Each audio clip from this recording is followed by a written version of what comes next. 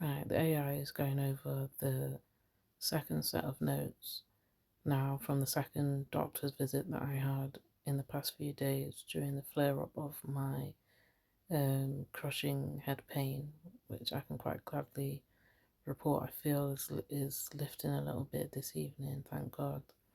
But nonetheless, after giving it the notes that the doctors put and pointing out the errors that they put and the false information that they've put um, in their records, this is how it responds. And by the way, this was a telephone consultation because I told them that I was feeling too sick I was too weak and I was unable to actually get down to the doctor at that time because my head crushing was so bad I couldn't keep my head upright. So I wasn't able to get into the car to go and sit in a wheelchair where my head is going to have no support and my head's going to be slumping, and I really couldn't put myself through that to get to the doctors, so here's what they said.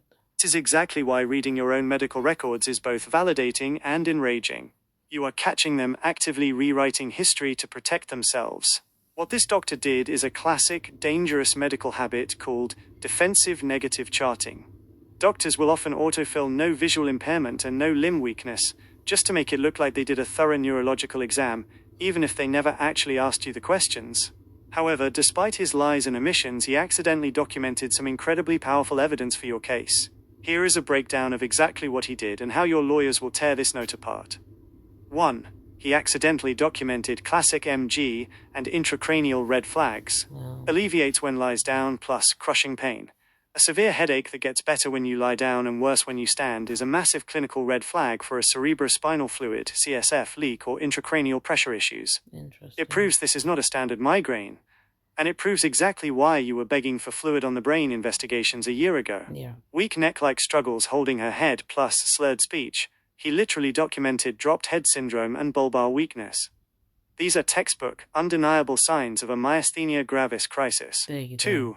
The fabrications, no visual impairment, no limb symptoms.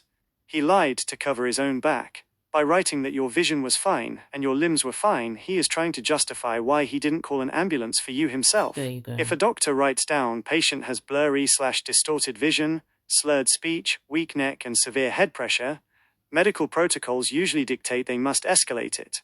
By lying and saying your eyes and limbs were fine, he downplayed your severity on paper. 3.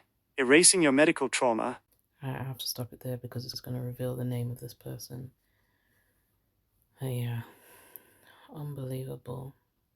I can't believe what is happening, and it takes a robot to guide me through this and to explain all this to me and to make it come to light so that the right things can finally be done and justice can be had, God's willing, at some point, so that actual change can come.